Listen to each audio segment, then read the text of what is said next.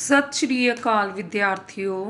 ਅੱਜ ਅਸੀਂ 10ਵੀਂ ਜਮਾਤ ਦਾ ਸਾਹਿਤਿਕ ਰੰਗ ਕਿਤਾਬ ਵਿੱਚੋਂ ਜੀਵਨੀ ਪੜ੍ਹਨ ਜਾ ਰਹੇ ਹਾਂ, ਜਿਸ ਦਾ ਨਾਮ ਹੈ ਉੱਡਣਾ ਸਿੱਖ ਮਿਲਖਾ ਸਿੰਘ, ਜੋ ਕਿ ਪ੍ਰਕਾਸ਼ ਸਿੰਘ ਗਿੱਲ ਦੀ ਲਿਖੀ ਹੋਈ ਹੈ। ਜੀਵਨੀ ਪੜ੍ਹਨ ਤੋਂ ਪਹਿਲਾਂ ਬੱਚਿਓ ਤੁਹਾਨੂੰ ਇਹ ਪਤਾ ਹੋਣਾ ਚਾਹੀਦਾ ਹੈ ਕਿ ਜੀਵਨੀ ਹੁੰਦੀ ਕੀ ਹੈ। ਜੀਵਨੀ, ਜਿਸ ਨੂੰ ਅੰਗਰੇਜ਼ੀ ਵਿੱਚ ਬਾਇਓਗ੍ਰਾਫੀ ਕਿਹਾ ਜਾਂਦਾ ਹੈ।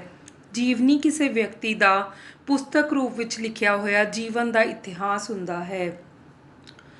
ਜੀਵਨੀ ਦੇ ਅੰਦਰ ਸਾਰੀਆਂ ਸੁਣੀਆਂ ਸੁਣਾਈਆਂ ਗੱਲਾਂ ਨਹੀਂ ਹੁੰਦੀਆਂ, ਸਗੋਂ ਤੱਥ ਹੁੰਦੇ ਹਨ ਜੋ ਕਿ ਸੱਚ 'ਤੇ ਆਧਾਰਿਤ ਹੁੰਦੇ ਹਨ। ਹੁਣ ਅਸੀਂ ਮਿਲਖਾ ਸਿੰਘ, ਜੋ ਕਿ ਇੱਕ ਐਥਲੀਟ ਸਨ, ਉਹਨਾਂ ਦੇ ਬਾਰੇ ਵਿੱਚ ਪੜ੍ਹਨ ਜਾ ਰਹੇ ਹਾਂ। ਮਿਲਖਾ ਸਿੰਘ 70 ਮੁਲਕਾਂ ਦੇ ਵਿੱਚ 70 ਦੇਸ਼ਾਂ ਵਿੱਚ ਮੁਕਾਬਲੇ ਦੀ ਦੌੜ ਦੌੜਿਆ ਅਤੇ 82 ਮੁਕਾਬਲਿਆਂ ਵਿੱਚੋਂ 79 ਵਾਰ ਉਸਨੂੰ ਜਿੱਤ ਹਾਸਲ ਮਿਲੀ। 82 ਟਾਈਮਜ਼ ਉਹ ਦੌੜੇ ਅਤੇ 79 ਟਾਈਮ ਉਹਨਾਂ ਨੂੰ ਜਿੱਤ ਹਾਸਲ ਹੋਈ। 1960 ਵਿੱਚ ਉਸਨੇ 400 ਮੀਟਰ ਦੀ ਦੌੜ 45.6 ਸੈਕਿੰਡ ਵਿੱਚ ਲਾਈ ਸੀ ਅਤੇ ਏਸ਼ੀਆ ਦਾ ਕੋਈ ਐਥਲੀਟ ਇਹ ਰਿਕਾਰਡ ਤੋੜ ਨਹੀਂ ਸਕਿਆ।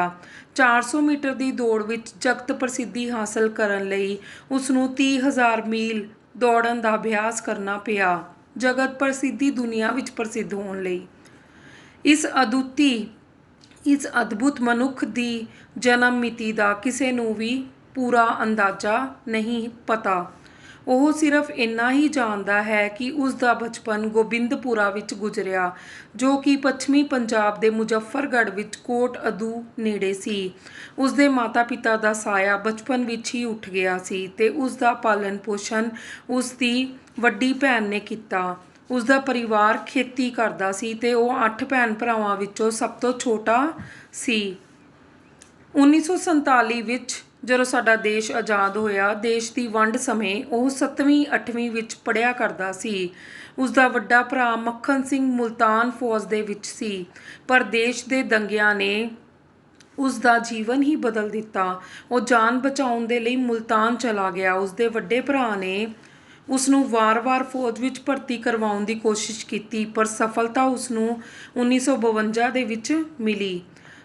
ਸਰੀਰ ਦੇ ਪੱਖੋਂ ਕਮਜ਼ੋਰ ਅਤੇ ਛਾਤੀ ਦਾ ਘੱਟ ਨਾਪ ਉਸ ਦੇ ਲਈ ਫੌਜ ਵਿੱਚ ਭਰਤੀ ਹੋਣ ਵਿੱਚ ਬਹੁਤ ਵੱਡੀ ਰੁਕਾਵਟ ਸੀ। ਉਹ ਬਹੁਤ ਕਮਜ਼ੋਰ ਸੀ। ਉਸ ਦੇ ਲਈ ਉਸਨੂੰ ਅਗਰ ਫੌਜ ਵਿੱਚ ਭਰਤੀ ਹੋਣਾ ਸੀ ਤਾਂ ਆਪਣੀ ਸਿਹਤ ਨੂੰ ਠੀਕ ਰੱਖਣਾ ਪੈਣਾ ਸੀ। ਰੰਗਰੂਟੀ ਕਰਨ ਵੇਲੇ ਜਵਾਨਾਂ ਦੀਆਂ ਖੇਡਾਂ ਹੋਈਆਂ। ਰੰਗਰੂਟੀ ਦਾ ਅਰਥ ਹੁੰਦਾ ਹੈ ਜਦੋਂ ਫੌਜ ਦੇ ਵਿੱਚ ਨਵੀਂ ਸੈਨਾ ਦੀ ਭਰਤੀ ਕੀਤੀ ਜਾਂਦੀ ਹੈ ਤਾਂ ਉਸਨੂੰ ਬੋਲਿਆ ਜਾਂਦਾ ਹੈ ਰੰਗਰੂਟੀ। ਰੰਗਰੂਟੀ ਕਰਨ ਵੇਲੇ ਜਵਾਨਾਂ ਦੀਆਂ ਖੇਡਾਂ ਹੋਈਆਂ। ਮਿਲਖਾ ਸਿੰਘ ਕ੍ਰਾਸ ਕੰਟਰੀ ਵਿੱਚ 6ਵੇਂ ਸਥਾਨ 'ਤੇ ਆਇਆ।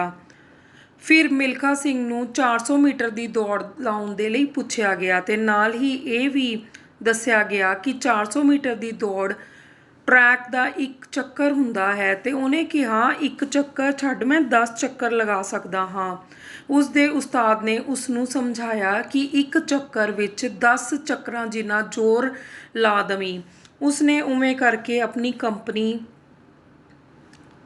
ਕੰਪਨੀ ਵਿੱਚ ਪਹਿਲਾ ਸਥਾਨ ਪ੍ਰਾਪਤ ਕੀਤਾ। ਇਹ ਦੌੜ ਉਸ ਨੇ 1 ਮਿੰਟ 3 ਸੈਕਿੰਡ ਵਿੱਚ ਪੂਰੀ ਕੀਤੀ। ਇਸ ਪਿੱਛੋਂ ਉਸ ਦੀਆਂ ਅੰਦਰੂਨੀ ਸੁੱਤੀਆਂ ਸ਼ਕਤੀਆਂ ਜਾਗ ਪਈਆਂ। ਉਹ ਫੌਜੀਆਂ ਵਾਲੀ ਆਮ ਦਾਲ ਰੋਟੀ ਖਾ ਕੇ ਦਿਨ ਰਾਤ ਦੌੜਨ ਦੇ ਅਭਿਆਸ ਕਰਨ ਲੱਗਾ।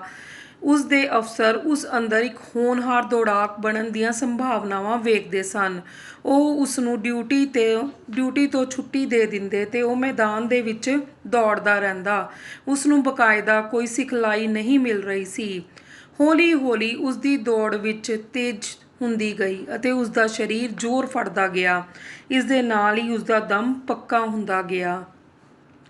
ਉਹ ਆਪਣੇ ਸੈਂਟਰ ਅਤੇ ਸਮੁੱਚੀ ਫੌਜ ਦੇ ਦੌੜ ਮੁਕਾਬਲਿਆਂ ਵਿੱਚ ਮੂਹਰੇ ਆਉਣ ਲੱਗਾ।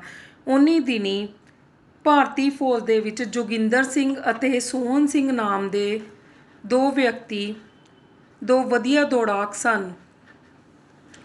ਉਹਨਾਂ ਨੇ ਸਦਾ ਮਿਲਖਾ ਸਿੰਘ ਨੂੰ ਦਬਾਉਣ ਦੀ ਕੋਸ਼ਿਸ਼ ਕਰੀ, ਪਰ ਮਿਲਖਾ ਸਿੰਘ ਉਹਨਾਂ ਦੀ ਨਿਰਲੇਪ ਈਰਖਾ ਤੋਂ ਹਟ ਕੇ ਆਪਣੀ ਧੁਨ ਦੇ ਵਿੱਚ ਲੱਗਾ ਰਿਹਾ। ਗਰਾਊਂਡ ਉਹਦੇ ਲਈ ਰੱਬ ਦੀ ਪੂਜਾ ਸੀ, ਰੱਬ ਦਾ ਘਰ ਸੀ ਅਤੇ ਦੌੜਨਾ ਉਹਦੇ ਲਈ ਨਿਤਨੇਮ ਸੀ। ਉਹ ਦੌੜਦੇ ਸਮੇਂ ਕਈ ਵਾਰ ਬੇਹੋਸ਼ ਹੋ ਜਾਂਦਾ। ਨਿਤਨੇਮ ਦਾ ਅਰਥ ਹੁੰਦਾ ਹੈ ਜਦੋਂ ਅਸੀਂ ਰੋਜ਼ਾਨਾ ਪਾਠ ਪੂਜਾ ਕਰਦੇ ਹਾਂ। ਹੁਣ ਉਸਨੇ ਇੱਕ ਆਪਣੇ ਆਪ ਨੂੰ ਪੱਕਾ ਬਣਾ ਲਿਆ ਸੀ ਕਿ ਮੈਂ ਗਰਾਊਂਡ ਉਸਨੂੰ ਪੂਜਾ ਯੋਗ ਸਥਾਨ ਲੱਗਦਾ ਅਤੇ ਦੌੜਨਾ ਉਸਨੂੰ ਨਿਤਨੇਮ ਲੱਗਦਾ ਸੀ ਕਿ ਮੈਂ ਜਿਸ ਤਰ੍ਹਾਂ ਪਾਠ ਬਿਨਾਂ ਨਹੀਂ ਰਹਿ ਸਕਦਾ, ਮੈਂ ਰੋਜ਼ ਦੌੜੂੰਗਾ। ਉਹ ਦੌੜਦੇ ਸਮੇਂ ਕਈ ਵਾਰ ਬੇਹੋਸ਼ ਹੋ ਜਾਂਦਾ, ਪਰ ਇਸ ਦੇ ਬਾਵਜੂਦ ਉਸਨੇ ਦੌੜਨਾ ਜਾਰੀ ਰੱਖਿਆ। 1956 ਵਿੱਚ ਮੈਲਬੌਰਨ ਦੀਆਂ ਓਲੰਪਿਕ ਖੇਡਾਂ ਵਿੱਚ ਉਹ ਚੁਣਿਆ ਗਿਆ। ਉਹ ਵਿਸ਼ਾਲ ਸਟੇਡੀਅਮ ਵੇਖ ਕੇ ਹੈਰਾਨ ਰਹਿ ਗਿਆ। ਹਾਲੇ ਤਾਂ ਉਹ ਸਿਰਫ ਪਿੰਡ ਦੇ ਵਿੱਚ ਆਪਣੇ ਇੱਕ ਟਰੈਕ 'ਤੇ ਕਦੇ-ਕਦੇ ਉਹ ਰੇਲ ਗੱਡੀ ਦੇ ਟਰੈਕ ਦੇ ਨਾਲ ਭੱਜਿਆ ਕਰਦਾ ਸੀ, ਤਾਂ ਹੀ ਉਹ ਇੰਨਾ ਵੱਡਾ ਐਥਲੀਟ ਬਣਿਆ ਸੀ। ਹੁਣ ਜਦੋਂ ਉਹ ਦੇਸ਼ ਤੋਂ ਬਾਹਰ ਮੈਲਬੌਰਨ ਗਿਆ ਤਾਂ ਉਹਨੇ ਦੇਖਿਆ ਕਿ ਕਿੰਨਾ ਵੱਡਾ ਗਰਾਊਂਡ ਹੈ। ਭਾਵੇਂ ਉਹ ਉਹਨਾਂ ਦੌੜਾਂ ਵਿੱਚ ਹਾਰ ਗਿਆ, ਪਰ ਨਵਾਂ ਉਤਸ਼ਾਹ ਲੈ ਕੇ ਮੁੜਿਆ। 1958 ਦੇ ਵਿੱਚ ਟੋਕੀਓ ਵਿਖੇ ਹੋਈਆਂ ਤੀਜੀਆਂ ਏਸ਼ੀਆਈ ਖੇਡਾਂ ਵਿੱਚ ਉਹ ਇੱਕ ਤਕੜਾ ਐਥਲੀਟ ਸਿੱਧ ਹੋਇਆ। ਪਾਕਿਸਤਾਨ ਦਾ ਅਬਦੁਲ ਖਾਲਿਦ 200 ਮੀਟਰ ਦੀ ਦੌੜ ਦਾ ਇੱਕ ਤੇਜ਼ ਤਰਾਰ ਦੌੜਾਕ ਸੀ। ਜਦੋਂ ਦੌੜ ਤੋਂ ਪਹਿਲਾਂ ਉਸ ਦੀ ਮਿਲਖਾ ਸਿੰਘ ਨਾਲ ਜਾਣ ਪਛਾਣ ਕਰਵਾਈ ਗਈ ਤਾਂ ਉਹਨੇ ਆਮ ਪੰਜਾਬੀਆਂ ਵਾਂਗ ਫੜ ਮਾਰ ਦਿੱਤੀ ਕਿ ਇਸ ਸਿੱਖੜੇ ਨੇ ਉਸ ਦਾ ਧੱਕਾ ਕਿੱਥੋਂ ਸਹਿਣਾ ਹੈ। ਇਹ ਸੁਣ ਕੇ ਮਿਲਖਾ ਸਿੰਘ ਗੁੱਸੇ ਨੂੰ ਅੰਦਰੋਂ ਅੰਦਰੀ ਪੀ ਗਿਆ।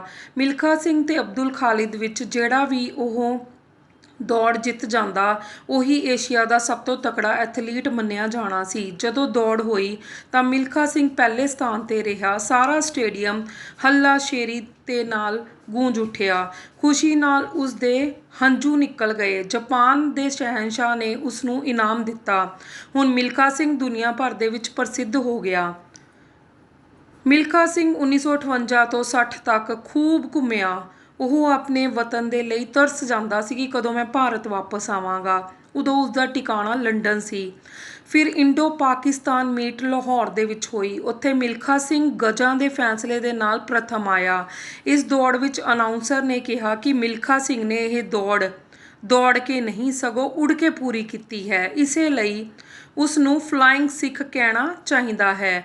ਉਦੋਂ ਤੋਂ ਫਲਾਇੰਗ ਸਿੱਖ ਦਾ ਖਿਤਾਬ ਮਿਲਖਾ ਸਿੰਘ ਦੇ ਨਾਂ ਨਾਲ ਜੁੜਿਆ ਆ ਰਿਹਾ ਹੈ। ਬੱਚਿਓ, ਤੁਸੀਂ ਵੀ ਸੁਣਿਆ ਹੋਵੇਗਾ ਕਿ ਮਿਲਖਾ ਸਿੰਘ ਨੂੰ ਫਲਾਇੰਗ ਸਿੱਖ ਵੀ ਕਿਹਾ ਜਾਂਦਾ ਹੈ।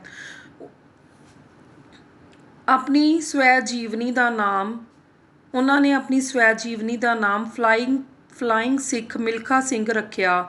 ਓਲੰਪਿਕ ਖੇਡਾਂ ਤੋਂ ਪਹਿਲਾਂ ਤੁਹਾਨੂੰ ਪਤਾ ਹੈ ਕਿ ਓਲੰਪਿਕ ਖੇਡਾਂ ਬੱਚਿਓ ਕਦੋਂ ਹੁੰਦੀਆਂ ਨੇ? ਹਰ 4 ਸਾਲ ਬਾਅਦ ਓਲੰਪਿਕ ਖੇਡਾਂ ਕਰਵਾਈਆਂ ਜਾਂਦੀਆਂ ਹਨ। ਓਲੰਪਿਕ ਖੇਡਾਂ ਤੋਂ ਪਹਿਲਾਂ ਉਸ ਨੂੰ ਭਾਰਤ ਦੇ ਫੌਜੀ ਐਥਲੀਟਾਂ ਦੀ ਟੀਮ ਦਾ ਕਪਤਾਨ ਬਣਾ ਕੇ ਯੂਰਪ ਦੇ ਦੌਰੇ ਉੱਤੇ ਭੇਜਿਆ ਗਿਆ। ਇਸ ਦੌਰੇ ਦੇ ਵਿੱਚ ਉਸ ਨੂੰ ਦੌੜ ਕੇ ਕਾਫੀ ਸਖਤ ਮੁਕਾਬਲੇ ਪੇਸ਼ ਆਏ। ਸਵੀਡਨ ਅਤੇ ਪੈਰਿਸ ਵਿੱਚ ਉਸਨੇ 400 ਮੀਟਰ ਦੀ ਦੌੜ 45.9 ਸੈਕਿੰਡ ਅਤੇ 45.8 ਸੈਕਿੰਡ ਵਿੱਚ ਪੂਰੀ ਕੀਤੀ। ਉਸ ਨੂੰ ਓਲੰਪਿਕ ਜਿੱਤਣ ਦਾ ਪੱਕਾ ਵਿਸ਼ਵਾਸ ਸੀ। ਉਸਨੇ ਰੋਮ ਦੇ ਵਿੱਚ 200 ਮੀਟਰ ਦੀ ਦੌੜ ਦੀ ਬਜਾਏ 400 ਮੀਟਰ ਦੀ ਦੌੜ ਦੌੜਨ ਦਾ ਫੈਸਲਾ ਕਰ ਲਿਆ, ਪਰ ਉਸਦਾ ਇਹ ਫੈਸਲਾ ਉਸਨੂੰ ਧੋਖਾ ਦੇ ਗਿਆ। ਰੋਮ ਦੌੜ ਪਿੱਛੋਂ ਉਦਾਸ ਹੋ ਗਿਆ, ਪਰ ਦੋਸਤਾਂ ਮਿੱਤਰਾਂ ਅਤੇ ਅਫਸਰਾਂ ਦੇ ਦਿਲਾਸੇ ਪਿੱਛੋਂ ਉਹ ਸੰਭਲ ਗਿਆ। 1962 ਦੇ ਵਿੱਚ ਜਕਾਰਤਾ ਵਿਖੇ ਚੌਥੀਆਂ ਏਸ਼ੀਆਈ ਖੇਡਾਂ ਵਿੱਚ ਉਸਨੇ ਫਿਰ ਸੋਨੇ ਦੇ ਮੈਡਲ ਜਿੱਤੇ। 1964 ਦੀਆਂ ਓਲੰਪਿਕ ਖੇਡਾਂ ਦੇ ਵਿੱਚ ਤੀਜੀ ਵਾਰੀ ਹਿੱਸਾ ਲਿਆ। ਆਖਿਰ ਟੋਕੀਓ ਦੀ ਓਲੰਪਿਕ ਦੌੜ ਦੌੜਨ ਪਿੱਛੋਂ ਉਸ ਨੂੰ ਅਲਵਿਦਾ ਕਹਿ ਕੇ ਕਿੱਲਾਂ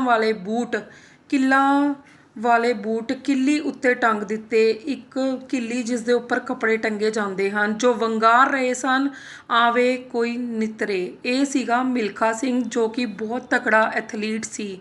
ਧੰਨਵਾਦ ਵਿਦਿਆਰਥੀਓ।